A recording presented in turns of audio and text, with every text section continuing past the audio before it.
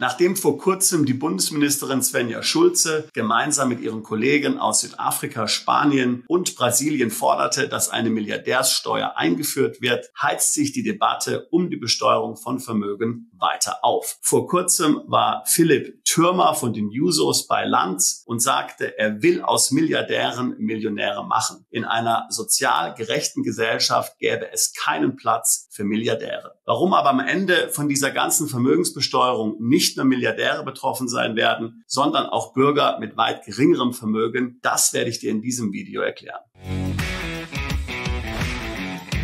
Übrigens organisieren wir am 8. und 9. Juli 2024 in Zürich unser Plan B-Seminar. Dort werden wir dir erklären, wie du dich vor dem raffgierigen Staat, geopolitischen Risiken und auch wirtschaftlichen Verwerfungen schützen kannst. Heute braucht jeder einen Plan B. Du musst nur mal in die Nachrichten schauen, wenn hier Politiker fordern, was jetzt alles angegriffen werden soll, welche Steuern erhöht werden sollen und dann, wie hoch die Verschuldung der Staaten wird. Da sollte dir klar werden, du brauchst einen Plan B. Ich würde mich freuen, dich in Zürich zu treffen. Alle Informationen findest du in dem Link, den ich hier in den ersten Kommentar poste. Übrigens kann dein Ehepartner, Geschäftspartner, Lebenspartner oder eine sonstige Begleitperson kostenlos mit dir zum Seminar mitkommen. Nun aber zurück zum Thema. Wir hatten ja selbst schon Videos dazu veröffentlicht. Svenja Schulze, Bundesministerin für wirtschaftliche Zusammenarbeit und Entwicklung, hat hier eine Milliardärssteuer gefordert. Und schon damals habe ich gesagt, dass diese Steuer am Ende nicht Milliardäre treffen wird oder nicht nur Milliardäre, besser gesagt, sondern auch jene mit weit weniger Vermögen. Wird es dich treffen, wenn du 100.000 Vermögen hast? Ich denke nicht. Aber jene, die so ab 5 Millionen Euro Vermögen haben, die sollten sich Sorge machen. Und kannst du vielleicht sagen, okay, 5 Millionen, das ist ja wahnsinnig viel, interessiert mich nicht, sollen die Reichen ruhig bezahlen. Nun, Tatsache ist, dass viele Leistungsträger unserer Gesellschaft, zum Beispiel Familienunternehmer, über ein solches Vermögen verfügen und hier direkt dann von einer solchen Vermögenssteuer betroffen sein würden. Warum denke ich, dass am Ende auch jene mit einem weit geringeren Vermögen als 1 Milliarde hier von dieser Steuer betroffen sein werden? Nun, also grundsätzlich muss man sich natürlich überlegen, erstmal, wie solche Gesetzesvorhaben realisiert werden. Wenn man hier immer nur von Milliardären spricht, dann kann man davon ausgehen, dass es ja dem Normalbürger hier rein und dort rausgeht, weil wen interessieren schon Milliardäre? Wer hat schon wirklich Mitleid mit Milliardären? Sollen die eben mehr Steuern bezahlen? Da sind also keine Reaktionen in den Medien, in der Presse, bei der Bevölkerung oder sonst wo zu befürchten. Und so ist es ja tatsächlich auch. Es gab keine besonders umfangreiche Berichterstattung zu diesem ganzen Thema. Lass sie ruhig die Milliardäre besteuern, ist mir doch völlig egal. Das heißt, das ist im Grunde genommen ein guter Weg, um hier dann solche Gesetzesvorhaben über die Ziellinie zu bringen, gerade wenn man international hier besteuern will. Wir haben das ja gesehen bei der Mindeststeuer für Unternehmen. Wen interessiert es schon wirklich, wenn die größten Unternehmen der Welt hier eine bestimmte Mindeststeuer bezahlen können? Ist mir ja völlig wurscht als Normalbürger. Hab kein Mitleid mit diesen Unternehmen. Die sollen ruhig mal bezahlen. So, also hier geht es also um eine Strategie letztlich, um mit möglichst wenig Widerstand solche Gesetzesvorhaben hier einzuführen. Wenn sie dann erstmal eingeführt sind, wenn es die globalen Rahmenbedingungen gibt, die globalen internationalen Vereinbarungen zwischen den Staaten, die dann solche internationalen Steuern überhaupt erst möglich machen, dann ist es sehr einfach, zum Beispiel durch einen Parlamentsbeschluss, diese Regeln dann wieder zu ändern, zum Beispiel Steuersätze anzuheben oder eben die Schwelle, ab welcher die Steuer gibt, hier abzusenken. Ja, also wenn wir von Milliardären sprechen, dann ist das im Wesentlichen erstmal nur ein Propagandatool. Dann geht es erstmal hier darum, die öffentliche Meinung positiv für dieses Vorhaben zu gewinnen. Wie gesagt, keiner hat Mitleid mit Milliardären. Wenn man sich aber anschaut, wer hinter dieser Agenda steht, wer das Ganze pusht, dann weiß man, wohin die Reise wirklich geht. Ich hatte ja gerade gesprochen, dass Philipp Türmer hier vor kurzem bei Lanz war, genauer gesagt Ende Mai 2024.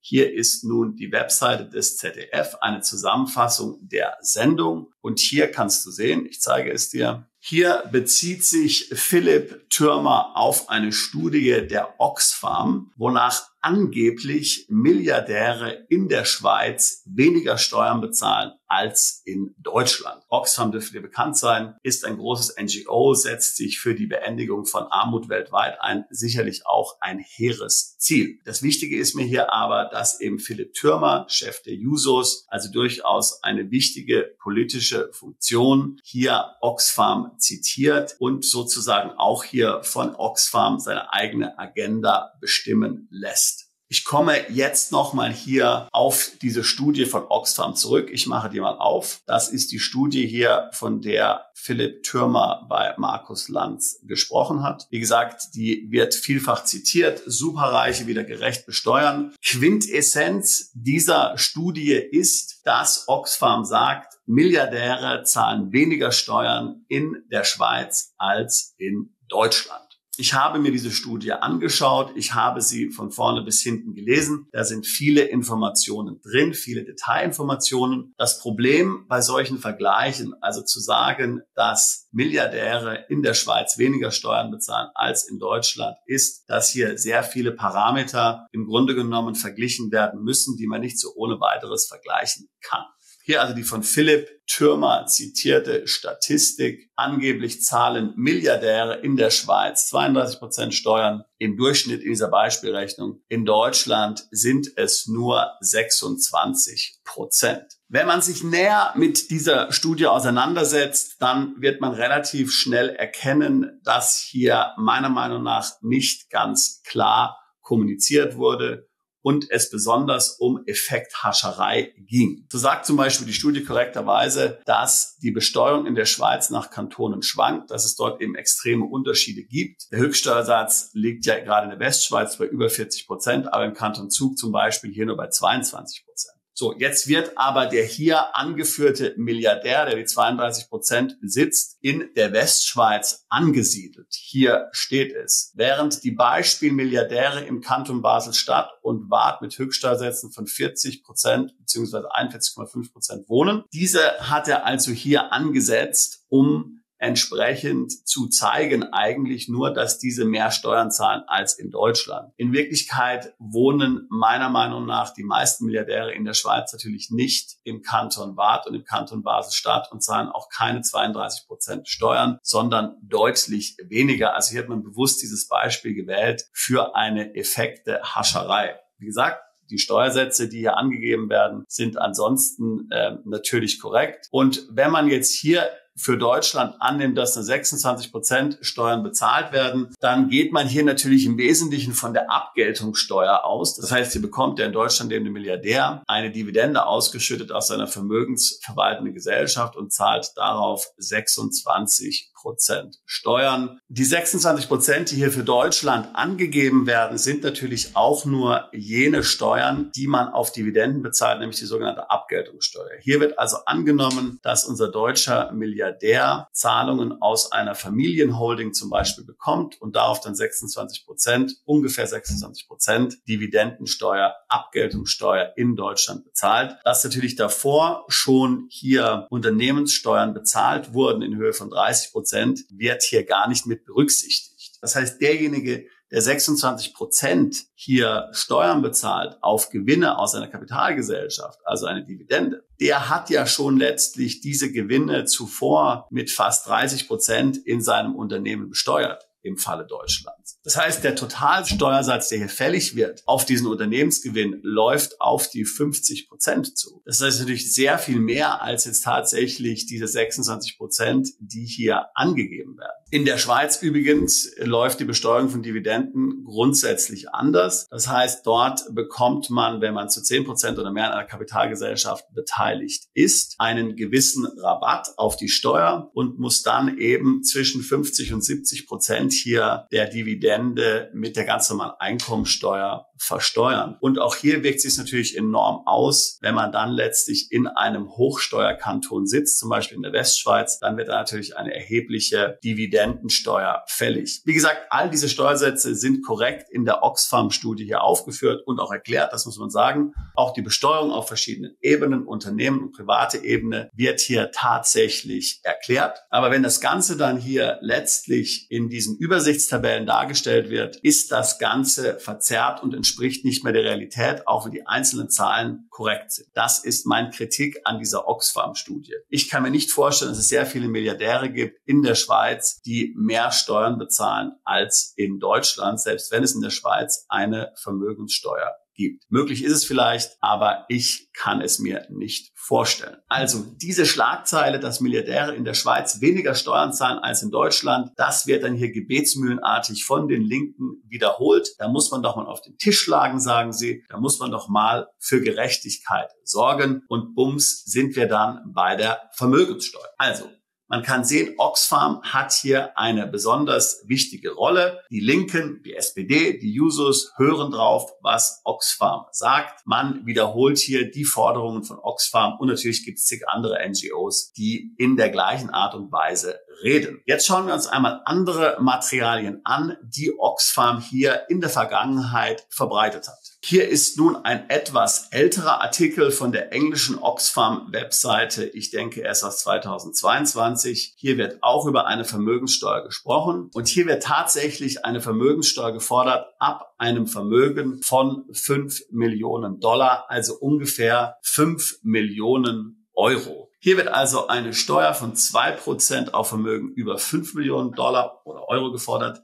3% ab 50 Millionen und für Milliardäre sogar krasse 5%. Damit könnte man dann mehrere 100 Milliarden Dollar einsammeln und diese für wohltätige Projekte zugunsten der Ärmsten dieser Welt ausgeben. Jetzt reden erstmal alle über Milliardäre. Damit kann dann hier die Steuer schnell und einfach eingeführt werden, über die Ziellinie gepusht werden. Aber wenn man es dann mal gemacht hat, dann kann man die Steuer auch erheben für Leute, die weit weniger Vermögen haben als im Milliardenbereich. Also mittelständische Unternehmen, jene, die vielleicht geerbt haben, die mehrere Immobilien besitzen oder die einfach nur erfolgreich Krypto getradet haben. Wir haben sehr viele Mandanten, die haben kein Vermögen geerbt, die haben kein Großunternehmen aufgebaut, die haben einfach nur sehr erfolgreich Krypto getradet und haben jetzt hier Krypto im Bereich von mehreren Millionen. Die wären alle betroffen. Daher wiederhole ich jetzt, was ich immer gebetsmühlenartig wiederhole und nicht die Linken. Du brauchst einen Plan B. Du musst dir überlegen, wie du dich und dein Vermögen absichern kannst. Das Einfachste, das Beste ist, ins Ausland umzuziehen, dein Vermögen im Ausland neu aufzubauen und eben bestehendes Vermögen so weit schützen, wie du es schützen kannst. Man wird nicht alles 100% schützen können. Wenn du jetzt unbedingt eine Immobilie in Deutschland haben willst, dann wirst du davon ausgehen, dass du von einer solchen Steuer möglicherweise betroffen wirst. Aber ich kann dir garantiert sagen, hier bei einer solchen Steuer werden nicht alle Länder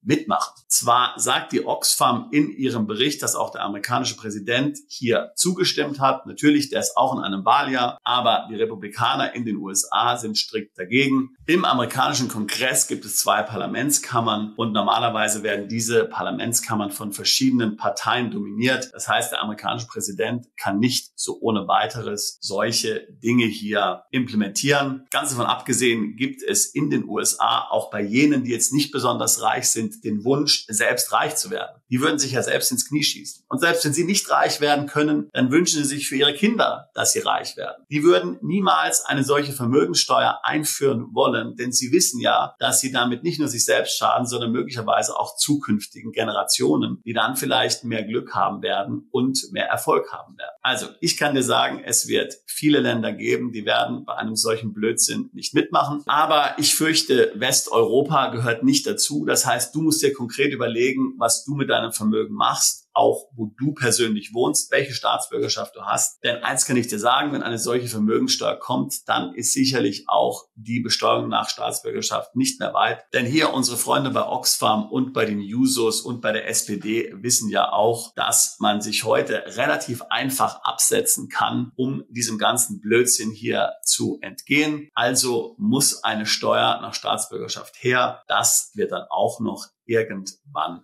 kommen. Wenn das Themen sind, die für dich interessant sind und du Interesse hast, an einem Plan B, vielleicht ins Ausland umzuziehen, dein Vermögen geografisch zu diversifizieren, dann würde ich mich freuen, wenn du jetzt ein Beratungsgespräch buchst. Link packe ich hier in die Beschreibung mit hinein. Wir helfen seit fast 20 Jahren Mandanten dabei, ins Ausland umzuziehen, sich steuerlich optimal aufzustellen, ihr Vermögen zu schützen und natürlich neues Vermögen aufzubauen. Es würde mich freuen, auch dich alsbald zu unserer Mandantschaft zählen zu können. Bist du Unternehmer, Freiberufler oder Investor? Zieht es dich schon lange ins Ausland? Mach heute den ersten konkreten Schritt in eine Zukunft mit mehr Geld und mehr Freiheit. Buche ein Beratungsgespräch mit Sebastian und seinen Kollegen. Unsere Kanzlei unterstützt Mandanten wie dich dabei, deine Steuerlast legal zu reduzieren, Vermögen aufzubauen und zu schützen und deine persönliche Freiheit zu maximieren. Profitiere jetzt von unserem Fachwissen und unserem Netzwerk. Gehe zu mandatierung.com und werde Mandant unserer Kanzlei.